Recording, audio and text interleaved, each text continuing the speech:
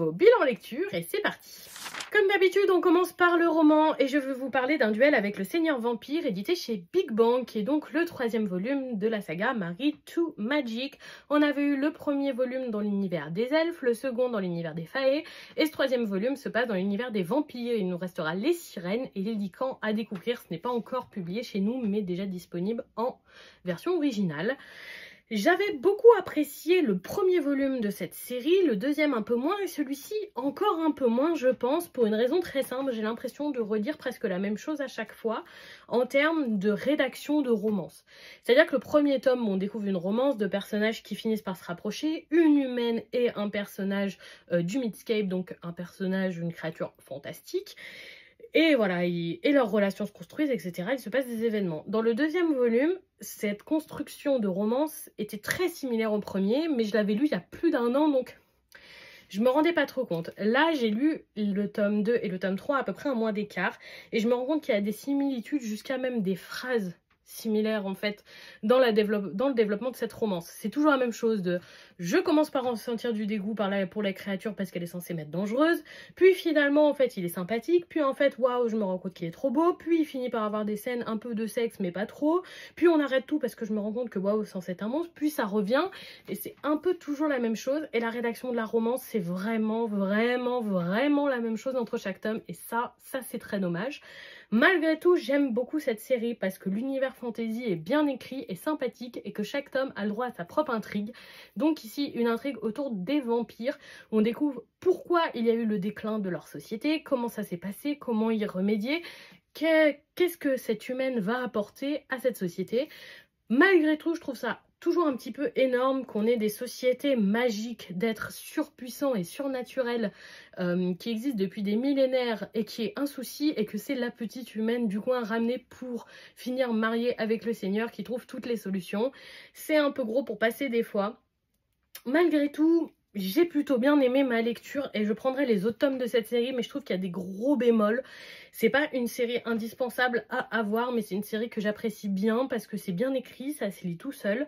Et il y a toujours une petite intrigue en rapport avec le peuple dans chaque tome, ce que j'apprécie, mais voilà. Il y a trop de similitudes entre chacun des tomes, on dirait que l'autrice ne s'est plus renouvelée entre chaque tome. On passe chez Mangetsu avec le 4e tome de Smile, une de mes séries favorites et sûrement ma série favorite de chez cet éditeur. J'aime beaucoup cette série. Attention, je la recommande pour public très averti. Je préfère le dire tout de suite, on parle d'une secte avec des comportements très déviants, de nombreuses morts, de la torture, etc. Mais vraiment, c'est hyper intéressant. Ce titre montre toutes les formes de déviance qui peuvent avoir un rapport avec l'endoctrinement, désolée j'ai du mal à le dire, donc que ce soit religieux ou sectaire ou que sais-je encore, c'est très intéressant. On est sur une grosse critique des sectes et notamment des sectes très extrêmes comme celle-ci.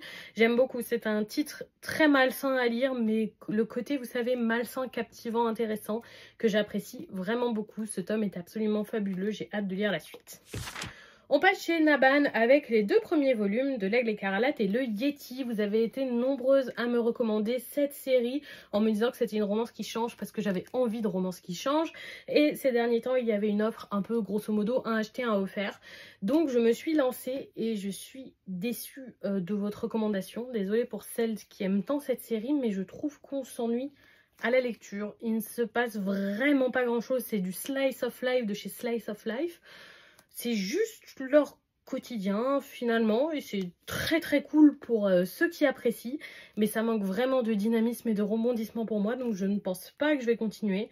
Je vois pourquoi il y a beaucoup de monde qui apprécie, mais c'est juste parce que je recherche dans une lecture pour ma part. On termine ce bilan avec le 15e volume de Nina du Royaume aux Étoiles, édité chez Michel Lafon.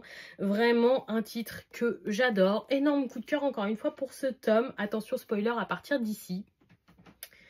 Pour les personnes qui ont lu et qui savent, Nina n'est donc plus avec Seth et a décidé de faire chemin seule dans ce tome avec Ikami, ce qui m'a beaucoup étonnée, et de découvrir un nouveau pays où elle retrouvera peut-être le peuple des étoiles. J'adore suivre Nina et la voir s'émanciper petit à petit, et des hommes qui peuvent être dans sa vie, autant Seth que Azur, même si je ne comprends pas pourquoi elle continue de prendre la défense d'Azur, sincèrement. J'ai adoré ma lecture et adoré redécouvrir Nina et ses recherches autour du Royaume des Étoiles. Il y a eu beaucoup d'actions dans ce tome et on on a un espèce d'antagoniste qui est apparu. Je suis très curieuse de lire le prochain qui va sûrement être aussi dynamique que celui-ci.